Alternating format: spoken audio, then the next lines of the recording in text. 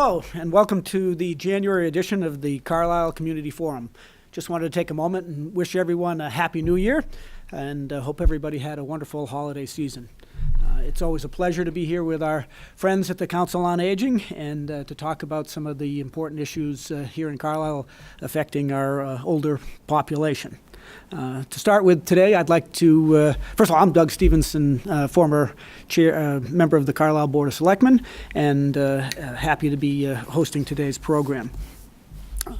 This time I'd like to just introduce our panel at the table here.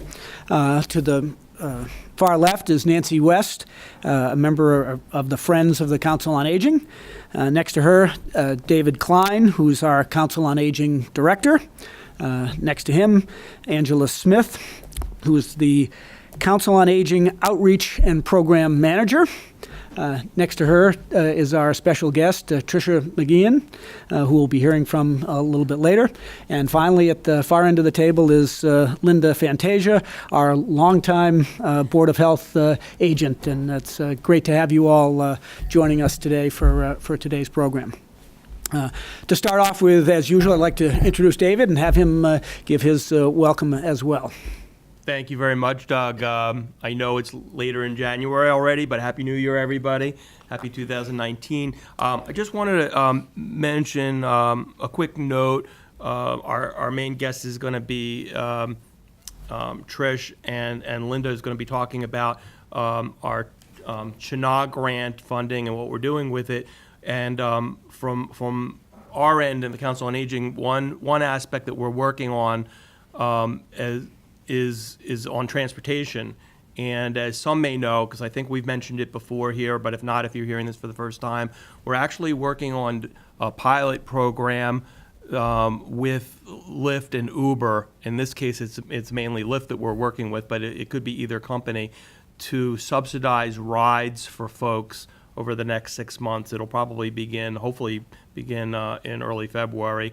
And so stay tuned about that for more news, but we're excited to be offering another transportation option for Carlisle residents, particularly those who have transportation challenges, whether it's due to anything actually, age or a disability, or even something temporary, like you had eye surgery or you broke your leg or something, you just need help. We're looking forward to the flexibility that the Lyft and or Uber rides might be able to offer. Great. That's it? Yep, that's it. All right. Short and sweet. Thank you very much, David. At this point, I'd like to take a moment and introduce our today's special guest, Trish McGeehan, who's recently, since last fall, been brought on as Carlisle's public health nurse, and we really appreciate her contribution to our community.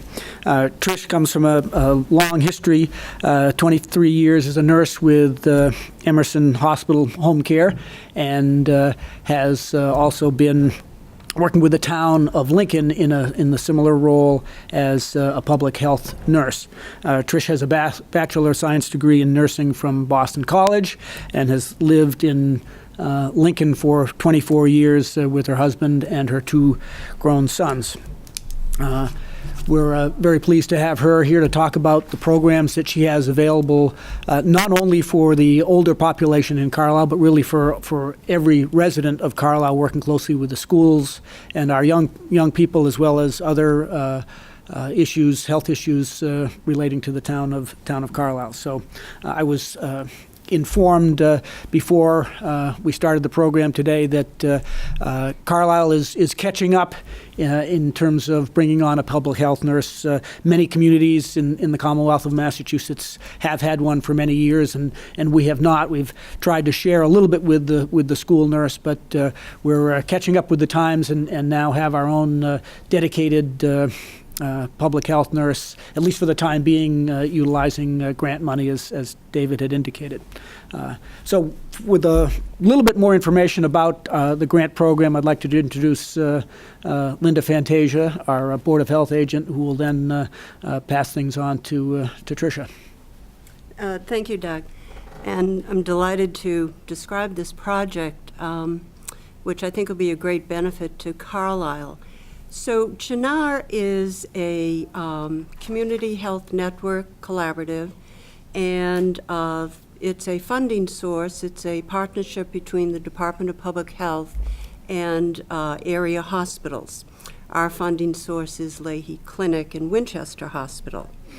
And a couple of years ago, we received a grant, and we collaborated with the Council on Aging and Planning Board to do a community health assessment. And it was very successful, and we learned a lot about our community, and in particular, its health needs. And one of the areas that, or some of the areas, were depression, substance abuse, tics, Lyme disease, anxiety in young people, and we were trying to figure out how we could address these needs. And because we had done the health assessment, we were eligible for an implementation grant and to come up with an action plan to address some of these needs. And we thought that the best way to address it would be through a public health nurse who could look into the community health status and be available as a resource for residents who are experiencing health issues. And so we solicited proposals from a number of candidates, and Emerson Hospital Home Care was one of the applicants. And when we found out that the nurse they would assign was Tricia, we were delighted because Tricia has been our communicable disease nurse for a number of years. She knows the town, she knows many of the residents, and she had the kind of background that we needed for this program. This is a one-year pilot program, which we hope will be successful, and we are really looking forward to working with the school system, seniors, residents of any status in town, and we are going to be doing some health education as well as direct nursing services. So with that, I'd like to turn it over to Trish so she can give you the details of what she does. Thank you, Linda. So this job, I just have to give you my background. Starting back in July, the town of Lincoln, where I lived, wanted a public health nurse because their school nurse was retiring, and the school nursing is just so busy now they can't get off campus. So they wanted a public health nurse. I've been doing blood pressure and wellness clinics for years over there, also doing the communicable disease, food and tick-borne investigative work for the state, for the town of Lincoln. I also do it for Carlisle, Maynard, and Concord. So I really knew what was going out there. So I started that program in July for Lincoln, and then this came up with Linda. I've been doing the flu clinic here in town for a very long time. So it was just somewhat of a natural progression. So since I did start the job, I've made a few home visits to residents that may need some additional services that are unable to get out and seek those services, whether it's establishing a lifeline or home health aid or skilled services like nursing. Have enjoyed being part of the men's breakfast monthly and the blood pressure clinics at the Chelmsford Crossing lunches. Chelmsford Crossing lunches. So that's a very good way for me to sit down, meet the residents of town and in town, and just get to know them and open up the conversation with a simple blood pressure check. Linda and I have a list of to-do that we want to get started during this grant, including working with the schools. I went to a program on the vaping issue in Massachusetts and in these our surrounding towns, which was shocking. And so we are, the program I went to was at Concord Carlisle High School, but we need to even bring that type of education to the middle school level because that's when the kids are starting the vaping. Smoking is on the decrease, vaping is on the rise. So we're hoping in March to do a program with the parents because they are the ones we need to get in at that level. Hoping to be also working with EMS when they get a 911 call and say it's an older person who just has repeated falls, doesn't want to go to the hospital, they can call me and say, they can ask the resident, all right, so we're not going to the hospital. Is it okay if the public health nurse gives you a call or makes a home visit? And it's as simple as that I can go in because I've been a home care nurse for 23 years. I'm very comfortable going into someone's home, assessing their needs, physical, mental, emotional, to help them age in place and stay in their home, which most of them want to do. They just sometimes don't know how to do it. We'll be also doing a teddy bear tick check with the younger kids at the library this spring, which will be fun. Tick disease, tick-borne illnesses in Carlisle is a huge issue, as it is in surrounding towns. Because I do the state reporting for tick-borne illnesses, I know the numbers, I know what's going on, so we need continued education regarding that. Lyme disease, total numbers of Lyme disease over the last 5 years has decreased in Carlisle, but there's now the emergence of these new tick-borne illnesses of babesiosis, anaplasmosis. So we're getting smart, we know what to do, but we also are getting some these illnesses can cause serious problems, and people are ending up in the hospital and emergency rooms. What else, Linda? Ask a nurse. Oh, and Ask a Nurse. How could I forget? So monthly, 2 months ago, we started an Ask a Nurse program where people can come. It's a third Monday, 11 to 12, 1 hour, a one-on-one consultation. Come and see me, introduce yourself. We can talk about anything from nutrition, ticks, mental health issue, resources, referrals. I've been around the block. I have a lot of resources. If you have a mole that you think looks funny, I can take a peek at that and help you get the right, point you in the right direction. Next month, or this month, we'll be at Benfield on the 28th, correct? Right. Yeah. Let's see. I think it's been a huge help to the Council on Aging because Trish has stepped in on a couple of seniors that we were worried about that were recently home from hospital visits, and she's been able to make a difference by stopping in and giving them confidence and also helping us know what we can do to support them and work together to make sure they're safe and getting the services that they need. And so often seniors just don't know what they need, and they think they can do it alone, and they really need somebody like Trish to look at them and say, yeah, I don't think so. You need a little bit of help. And they tend to listen to a nurse where they think I'm going to put them in a nursing home.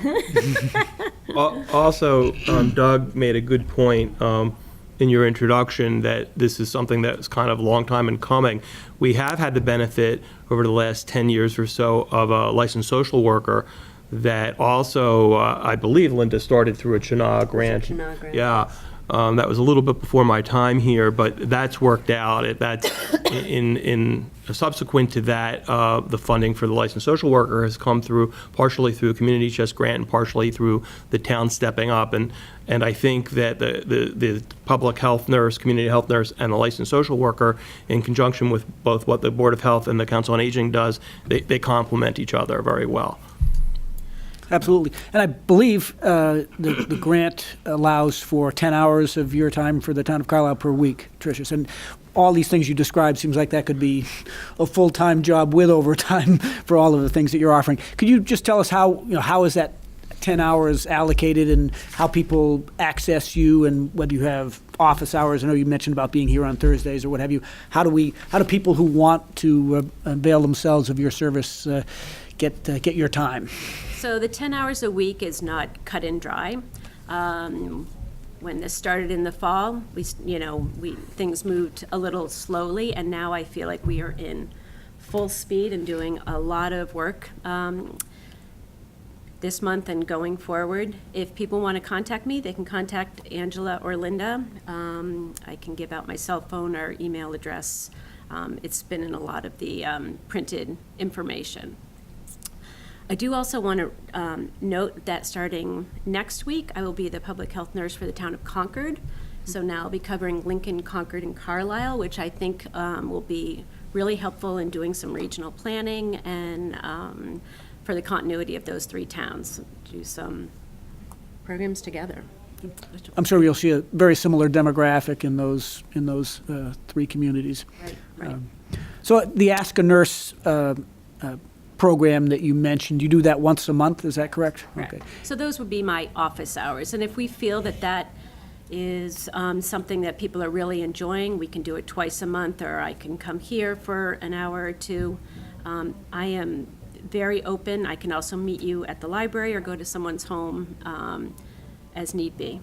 So the Ask a Nurse program you're doing, where are you currently doing that at? Here, Okay. upstairs. And do people make appointments, or do they just They show just up? show up. Yep. And Doug, the town actually bought us a shade for the door. Okay. So we can actually pull the shade down. If someone wants me to Provide some check privacy. something. Yes, Yeah. exactly. Sure. And I don't, how many people are you getting at an Ask? Just a couple, yeah. But we're hoping the people that have come back for the second time were the people that came for the first time. So I think the more that I get my face out there, like right today, people will come and just introduce yourself and just start the conversation. I can help you. I've got a lot of resources. And is the Ask a Nurse, is that in the town calendar, in the newspaper, is it advertised well? or- Yeah, it's on the town calendar because it's booked here, and it's on the Board of Health's website and also the COA's website. And the COA newsletter as well. You can't miss me. Just come find me. And if people want to have their blood pressure taken and they'd like Trish to do it, anybody can come to the men's breakfast, which is always the second Thursday of the month at 8 o'clock, or Trish is there from 8:15 to 8:45, and just stop in. You don't have to be a guy to have your blood pressure checked. And the same with the Chelmsford Crossing lunch, which is usually the first Wednesday or Thursday every month, and we circulate through the different churches. But that is also on the town website as well as the COA newsletter. Another thing that residents have found helpful is assistance with medication management. You know, if you have any questions about pills or side effects or schedule, or you want to bring your pill box, I can help you fill it for the week. I've had several questions regarding that. And what do you see as in these communities with the demographics of towns like Carlisle, Concord, and Lincoln? So what's the most compelling public health issue that you see that communities like ours need help with? Well, tick-borne disease is very prevalent in all three towns, as you can imagine. Mental health issues, senior isolation, senior depression, which is often overlooked. You know, the vaping issue is huge. My son is 23 and teaches at a Title I all African-American school in Charlotte, North Carolina, and I spoke to him after the vaping program, and I said, oh my gosh, I was just blown away by the prevalence of it and the dangers of vaping, and how is that in your school? And he said, it's not a problem at all. Vaping is an upper middle class predominantly white issue.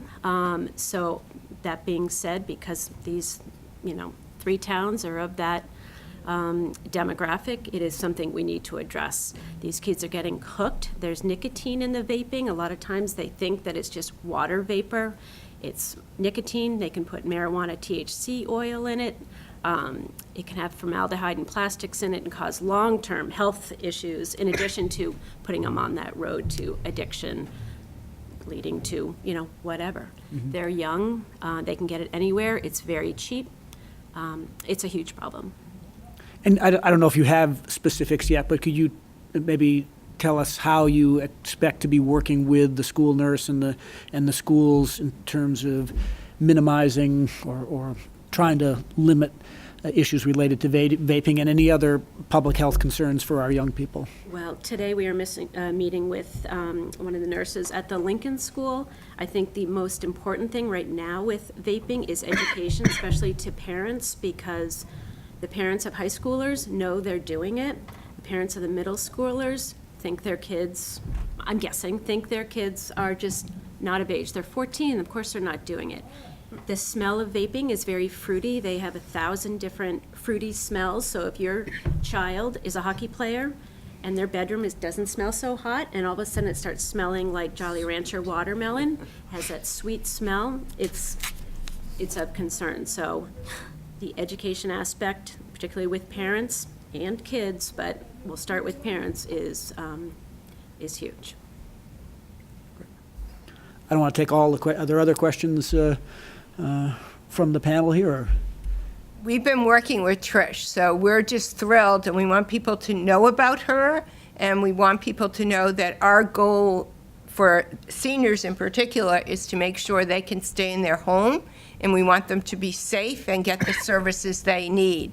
And we're here to help them stay there and be successful. So Trish is going to make that possible for bet. us. And I think that one of the important points is that, I know this is a Council on Aging television, but multi-generational. So we want to educate the grandparents, and so they can help the parents, and they can help the kids. And we really want to look at the community as not just seniors, not just the school population, not just, the single family, but multi-generational and working together for the community health. And perhaps you should, I would assume you're not going to be able to do too much sort of direct treatment, but you're going to primarily provide referrals for whether it's older population or younger population who have concerns about any of these issues that we've been talking about, Tricia. And But with the Ask a Nurse, I do want to put in there, a mother of a teenager can come by, a mother of a child can come by. It just doesn't have to be, you don't have to be Any particular age. any age. Come on over and we can have a discussion about any health issue. and then so they can save their copay, and so they don't have to go to the doctor There to you get. go. And I don't wear white coats, so their blood pressure will be fine. And if you're worried that your blood pressure machine at home is not working, bring it in. I can help calibrate. Well, I can't calibrate it, but I can take it with mine, and we can make sure it's working properly. And we should emphasize, and correct me if I'm wrong, that these services that people are getting from you are at no cost. I mean, your compensation is covered entirely by the grant. So if you do a home visit to an elderly person or somebody comes to ask a nurse, there's no cost to the people to That is participate. correct. The other question I had is because we've talked about this being a pilot program, and I don't know what the town has planned, but presumably at some point at the end of the pilot program, the funding runs out, and what are our plans, or how would this program, assuming we all like it, how are we able to propagate this into the future? Linda and I have been talking about that. She made a good suggestion a month or so ago that perhaps we could see if the community chest would be supportive of the position, and I think it seems like it would be a good fit because that's what we're doing with our licensed social worker. And at yesterday morning's Council on Aging board meeting, the board was supportive of that, and we're going to be applying for the community chest within the next 2 weeks. So that wouldn't fully fund the position, but it would go a long ways towards it. And so, and I think that once you have some grant funding in place, it's easier to go back to the town and say, this is what we've got going on, let's leverage this. And I think that approach seems to work well. There's, as you know, from your time, long time as a selectman, Doug, nothing's written in stone. Right. And that finance committee they're a prickly bunch when it comes to adding new positions, right? Yeah, and one of the things one of the approaches that we've taken with all of the three of our projects with the Chennault grant funding is that we're not only providing services, we're getting information and data so that we can then use. Wouldn't you agree with that? To modify the program, so it is successful for the town. Great. Are there any other questions from the panel? Is there anything else, Tricia, you'd like to say in closing here about what you are doing for the community? I'm just thrilled to be here. I'm so comfortable. I've known Linda and Angela for a very long time. All I can say is, come find me. I am around. I'm here to help you guys. Okay. And just to reiterate, so if somebody sees this program today or wants these services, they presumably can find your name or email address somewhere, or contact Linda or Angela here at Town Hall. And Right, Linda or myself, and we can put them in touch. Great. And you've been on the job since September. Correct. Okay, great. And the men at the men's breakfast already love her. And how's the food at the men's breakfast? Delicious.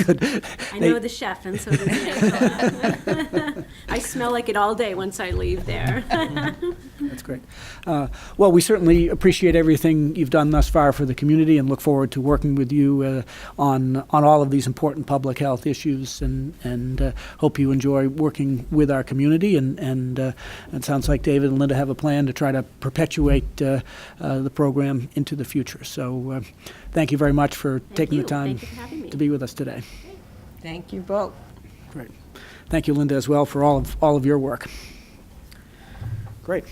Well, that concludes that portion of the program, and next we'll move to what I call the David and Angela Show, where we talk about all of the great activities available for the seniors in our community.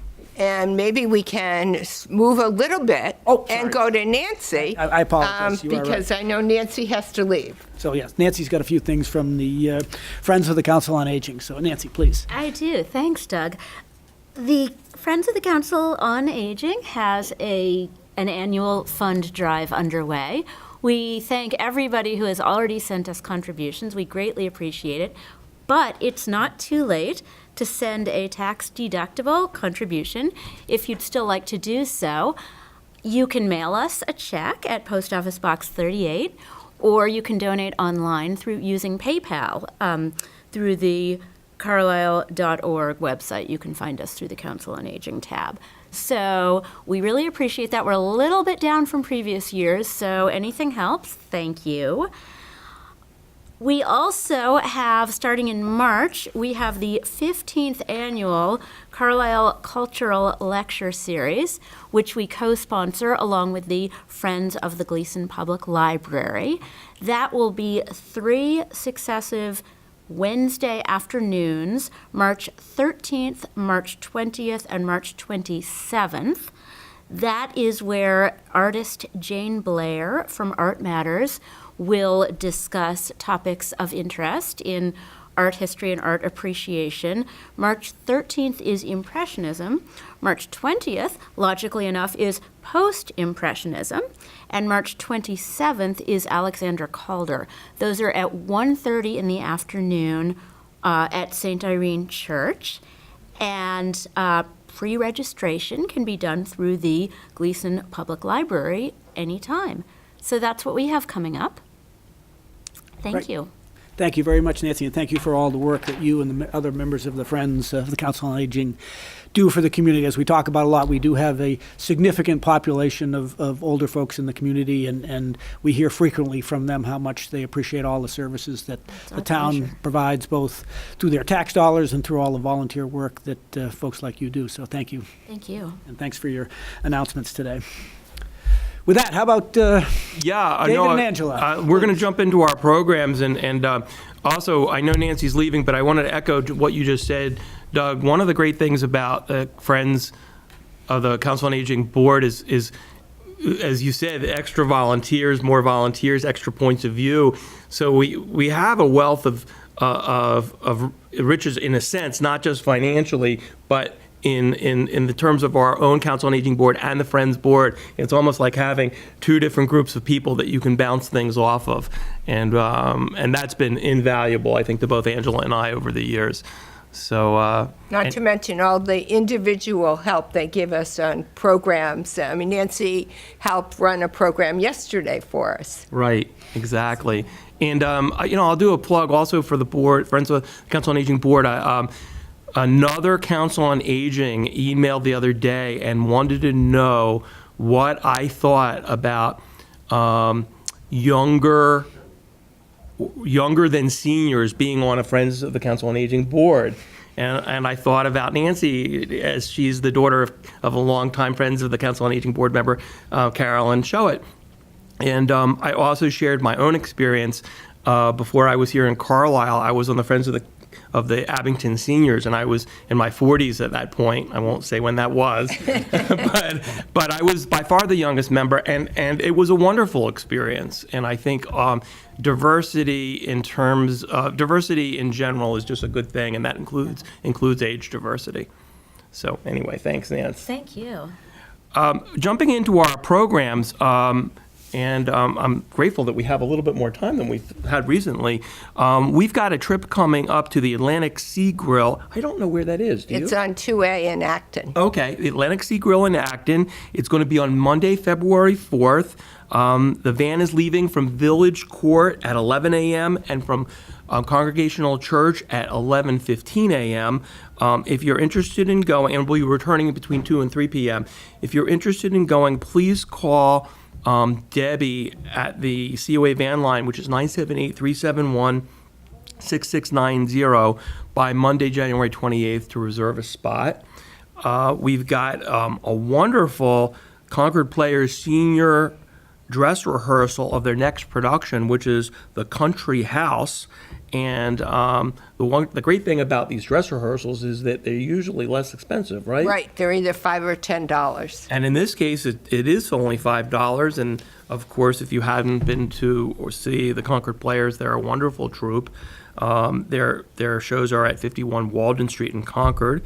And that's at 8 p.m. on Thursday, February 7th. And no need to pre-register for that, right? Right, you just show up and buy your ticket. Okay. There's usually plenty of room. Great. And then there's a message that's in our newsletter that we want to pass along from the Carlisle Garden Club, and that's regarding recycling of ribbon wreaths and baubles from the wreaths. Bows, ribbon bows. Oh, okay. It actually says baubles here, though. Yeah, and baubles. And baubles, okay. Ribbons, baubles, and bows from your wreaths. And as many may know, there is an annual wreath making event that occurs usually at the beginning of December, right? Right. So it's just passed, and people are it might be a little bit late, but some people may still have some of the things available from their wreaths, and they're not sure what to do with it. And, I think all of us have had that feeling of, oh, it's a shame to throw away a ribbon that came on a gift that looks like it's brand new. So that was a good idea. And Well, the garden club had that idea. well, the garden club, like a lot of things in Carlisle, does a great job. They do. Yeah. Yeah, we did 98 wreaths this Wow. year. And a lot of them some of them went to town buildings. A lot went to seniors that are homebound and were delivered to their homes. There were about 35 seniors who went to the event, and then there were others that were delivered to those homebound people. So it was really a great time. And to what Linda was saying, her point, it is an intergenerational event. Right. Yeah. Yep. You want to jump in with some of our Okay. other events? I'll talk about food, since that seems to be one of the things I work on most often. And it's almost lunchtime. And yeah, it is. So we have a monthly coffee, which is always the first Wednesday or Thursday of the month. And for February, it's on Wednesday the 6th. And that's followed by the following Thursday. The second Thursday of every month is the men's breakfast, which is going to be February 14th, so Valentine's Day. Anyone who is a man can show up at Village Court at 8 o'clock, and it actually is done at 8, so people that work can actually consider coming before they go to work. Come and get a great breakfast, and we ask for a donation of $3, and Trish is there for blood pressure, and the menu probably the next time is French toast and scrambled eggs and sausages or ham, and so it's usually a full breakfast, and the guys seem to really enjoy it. And then we go to Neshoba Tech also on the second Wednesday of the month, and they have a wonderful culinary art program, and we started off with getting less than 10. And last month, or no, this month, we actually had 37 people Wow. go to lunch because it is a fabulous meal. It's subsidized by the Friends The of the Friends. Right. It used to be a $10 meal that's now $5 for people because the Friends are kicking in the other $5. Because we felt it was David's idea that it's so important for people to get out and socialize, and we didn't want them not to go because of the price. And since we don't have a senior center and it's very difficult for us to have meals, having them all go there and enjoying the time with the students and having a great meal is very positive from a socialization perspective, not to mention they all get a great meal. And that's once a month over at It's Neshoba? once a month. And is So- there transportation to that, Angela? They can call Debbie if they want it. Most of them either get there themselves or they call each other and carpool. But they can call Debbie and get transportation. And then second Monday of the month, we meet at Benfield for a social hour. And originally that started with the thoughts of people who were widowed or widowers. And we found that we've got more people who just would like to meet somebody that just stops by and likes chatting with people. And Jean Coombs, who is one of our volunteers who lives at Benfield, puts out an amazing spread. She baked a wonderful cake and had fruit and nuts and all sorts of things. So people stop by and have something to eat and chat for an hour and a half, and everybody goes home feeling warmer. So, I guess the other lunches I'll just quickly touch on. The Chelmsford Crossing Lunch, which also Tricia does a program at, will be February 7th at FRS. And after that, the public school music teacher, Valerie Thornford, will be doing a folk dance and choir program, which is always fun. And then we'll have our Valentine lunch and tea on the 21st, which is the third Thursday when always the COA lunch is. And the National Charity League will be providing delicious desserts, and they will also be providing the tea. And David, how about talking about some exercise? After all that talk about food, I think we Right, we gotta do let's talk about something good for let's talk about the exercise schedule now. Exactly, and I feel sometimes a little hypocritical when I'm reading about the exercise because I'm not partaking in them as much myself as I should be.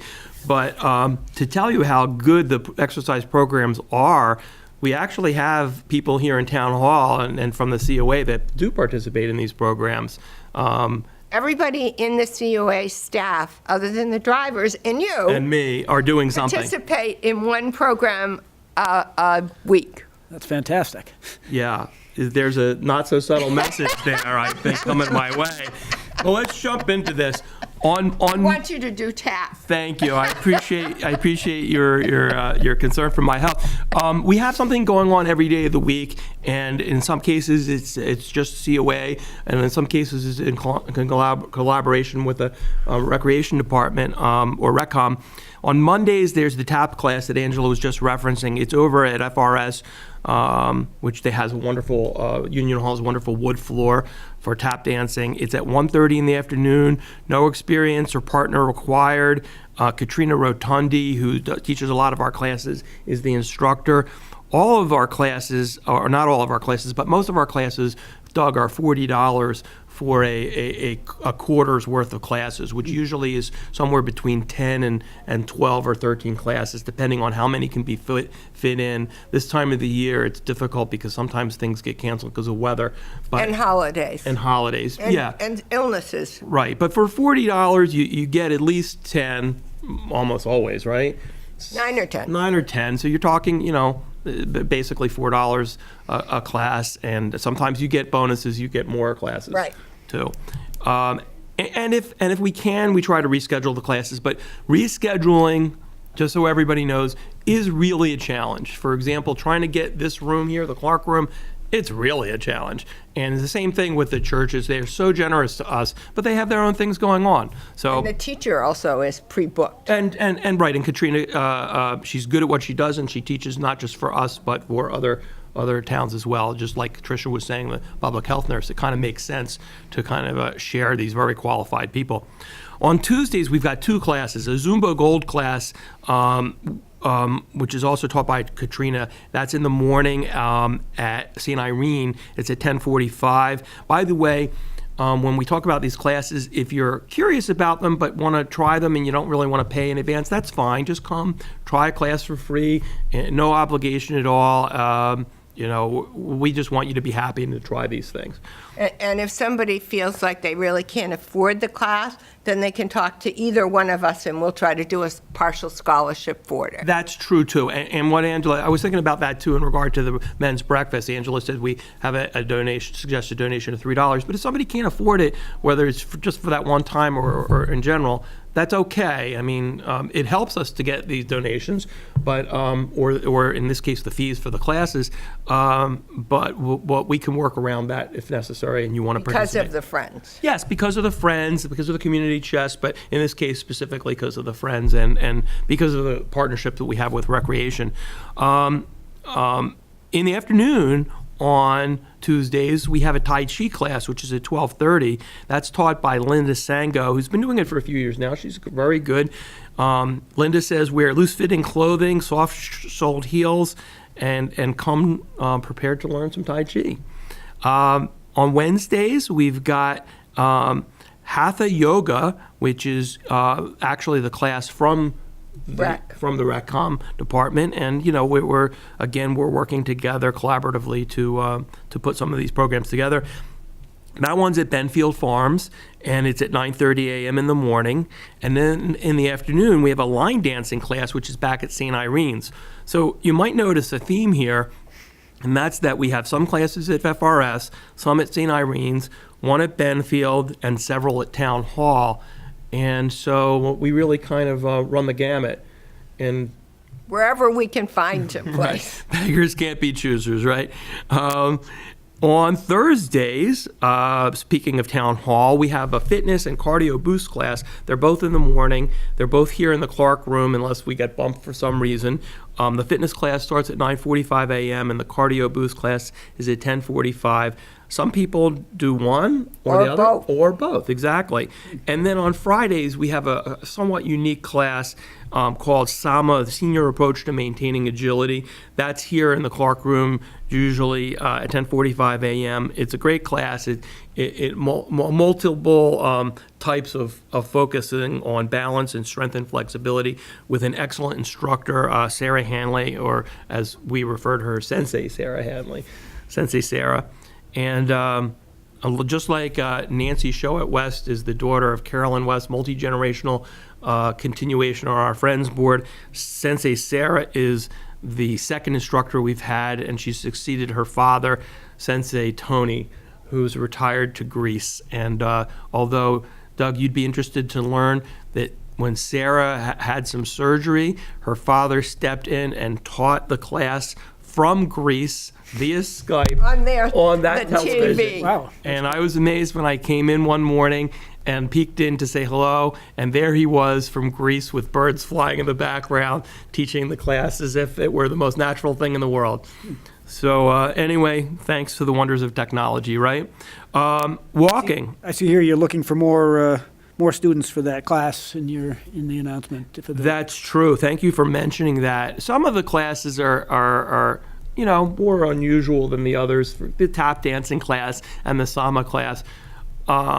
But they're really wonderful classes. So if you've ever wanted to try something different, Yep. it's worth trying again, and you can try for free. I was going to ask roughly how many participants in many of these classes do you get? We try to get 7 or more, and occasionally we'll want a class with less. But we want to have a critical mass.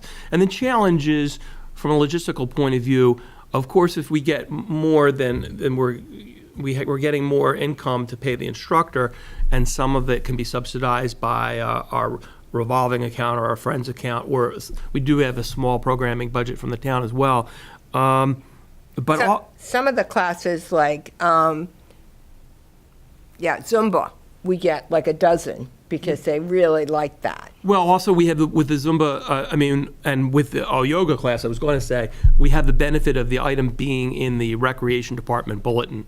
Are there other classes in the recreation We department? put a number of them. That's right. I forgot that we're doing that too. So, Holly Mansfield's very good about that. And also, the other aspect of that is, even if we dip below a little bit on our minimum threshold, we don't want to lose the instructor because, as you might imagine, they could go elsewhere if they're forced to. Right. And is there a minimum age limit that, for these classes and activities? Or No. generally, it's the senior population? but- I would say it's people 50 and above, but we don't ask people their age. You don't have to show So, an ID to come in. if somebody wants to come, they're always welcome. Right. And we have had some people bring their kids, Right. like some older senior, and their kid takes them. So their kid comes to the class as well. So we've done that. Right. I should note that I know Katrina Rotundi very well. My daughters have since they were 3 years old, have taken dance class at The studio she teaches She in. teaches at Gotta Dance over in Billerica, so we know Katrina very well, and she's a wonderful instructor, and glad that she's so good to the folks here in Carlisle Oh, as well. she is just so dedicated and so helpful to the seniors. She tries to make sure that they can continue taking the classes and adjusting the exercises for every single person. Because there are quite a few older people that are in their 90s that take some of these classes, and then there's quite a few that are in their 60s. And she makes sure that the exercises are adjusted for each student. Super. You might find it interesting. Angela had asked the town clerk, Mary DiAlderetti, for an update of the age demographics in town. And in 2019, so this year, we're expecting 4 people to enter their 90s, 30-some people to enter their 80s, 60-some people to enter their 70s, and maybe another 90 or 100 people to enter their 60s. So, Yeah, the number of people that are becoming seniors in Carlisle is huge. Right. We can send you the numbers. and we often use the term now on the COA and Mass Council on Aging side, instead of seniors, older adult. But we have really kind of 2 generations of older adult. The boomers, who are the younger older adults, and the non-boomers, who are the older adults, if that makes any sense. Sure. Doug, we also have some walking groups. We have an indoor walking group and an outdoor walking group. The outdoor walking group meets at Center Park on 9:30 for a 2-hour moderate, weather permitting walk. It's coordinated by Jane Anderson and Helen Young. And it's in our newsletter, but they can contact Jane, for example, at 978-369-9672. Are they still doing that through the wintertime? Yeah, as long as there isn't snow and it's safe to walk, they're still walking 2 hours every Thursday morning. Oh, great. Oh, yes, it does. I'm sorry. It does. I skipped right over that. It is Thursday mornings at 9:30. The indoor walking group is more loosely based. It's a Monday through Friday thing walking at the Carlisle Public School gym. And it's between 6:45 a.m. and 7:30 a.m., which means that you probably won't be seeing me there. But in all seriousness, if you're interested in doing that walking, please call the facilities department at 978-371-2279. This is the Carlisle Public School Facilities Department. By 4 p.m. the day before, prior to the 9 a.m. day of walk, because they have to know to make sure that the doors are open. Right, So if nobody calls, they don't unlock. right. All right, so right. it's important. So they have to know somebody's coming. Right, right. We also have these blood pressure clinics that Linda and Tricia and Angela have been talking up. There's more beyond the ones that Tricia does. That's true. So at the Chelmsford Crossing lunch, we have Tricia coming. At the COA coffees, we have a volunteer from Life Care Center in Neshoba Valley. Yep. Who does it. And Tricia is back doing it for the men's breakfast. And at the COA lunch, it's someone from Emerson Health home health care. Is it necessarily, Tricia? No, it's usually Mary Davies. Okay, but it's the same umbrella organization. And then it's Senior Moments, which is done twice a month at Ferns, the second and fourth Monday normally at Ferns. At what time? At 10 a.m.? It starts at 9:30 and goes to 11. Okay, and it's at 10 a.m. we have on the fourth Monday version we have a nurse from Bridges of Epic. Right, Bridges of Epic at Westford. right. And we have podiatry clinics every other month. The next one would be when, in March? Beginning of March, the first Monday and Tuesday. The first Monday. Oh, it's on Monday and Tuesday, Doug, because we have so many people coming that the podiatrist finally said, can we do this over 2 days instead of 1 day? So she was getting crippled by bending over people's feet for so long. Right. And that's also a program that's subsidized through the Friends of the Council on Aging. The total fee from the podiatrist is $35, but people pay $25 to us, to the Council on Aging. We pay the instructor, and we get the other $10 from our grant from the Friends of the Council on Aging. That's all I have at the moment. Do you have anything else? I do. I want to remind people that if they need help with their income taxes, they should be calling very quickly. And there's numbers in our newsletter. They can call the Bedford or Chelmsford Council on Aging, or the Bedford Library or the Chelmsford Library, and get help from the AARP Foundation. And we're going to do something a little bit unusual.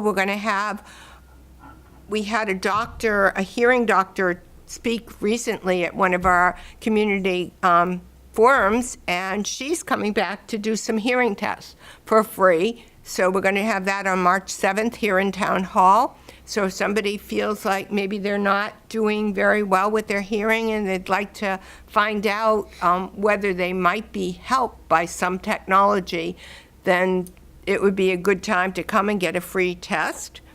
And the school, through the Chinese teacher, is doing a Chinese New Year's event in the school on Saturday, February 2nd from 1:30 to 4, and admission is $5 for adults and $3 for students, or $20 for a family, and food tickets are only $2. And I've gone to Chow Bin does it, and I've gone to it in the past, and it's so much fun, and the food's been phenomenal. So that's a fun thing to do in February if people are around.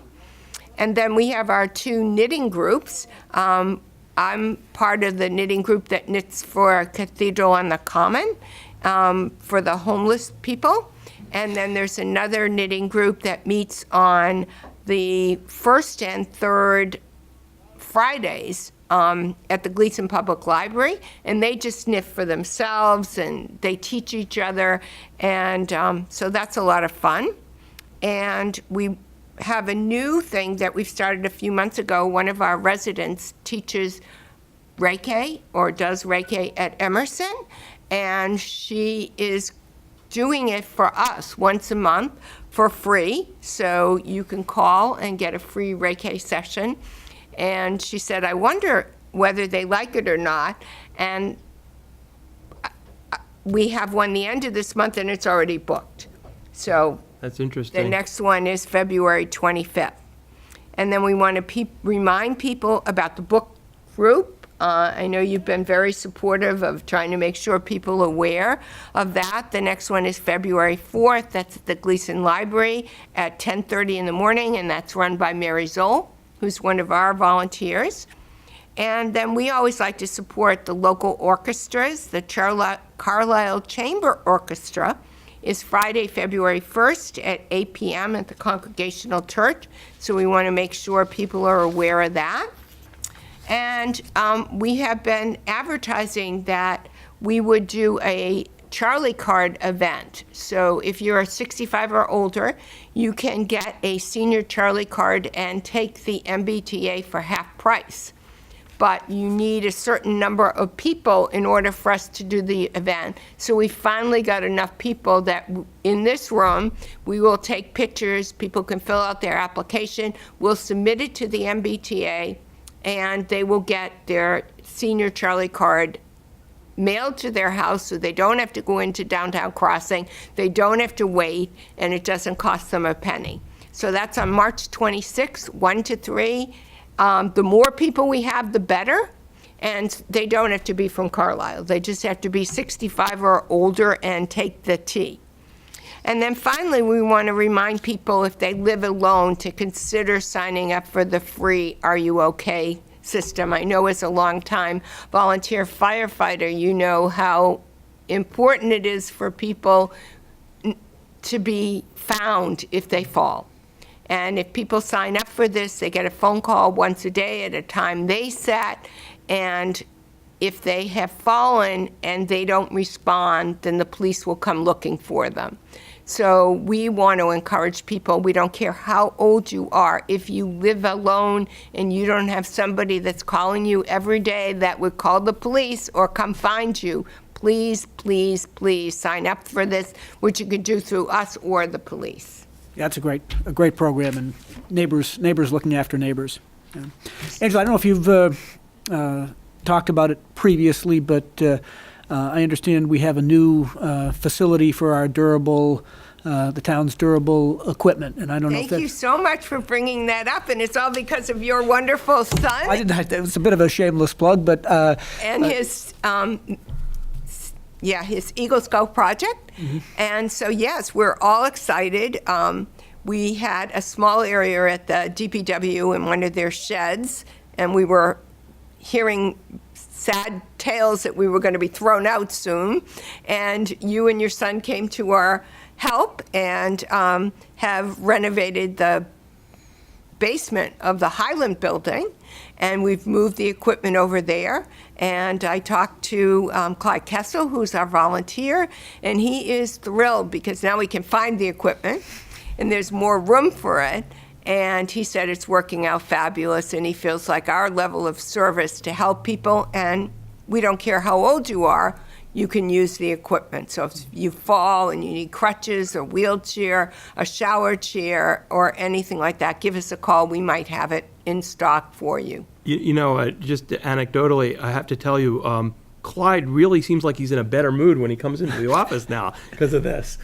That's good to That's good to hear. My son was very pleased to be part of the project, and I know from as a longtime resident, it's nice to see the Highland building get used for something like this, and we'll see how far it goes. But it's a wonderful thing to do.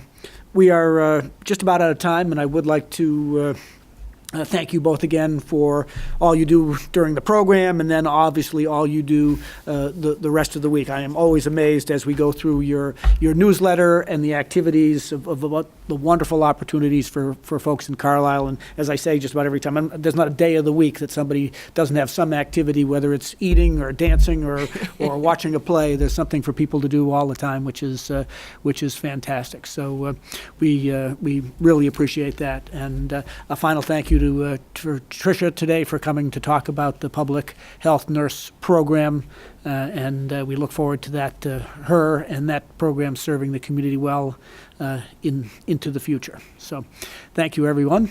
That will conclude our Carlisle Community Forum for January 2019. And again, we wish everybody the best in this new year.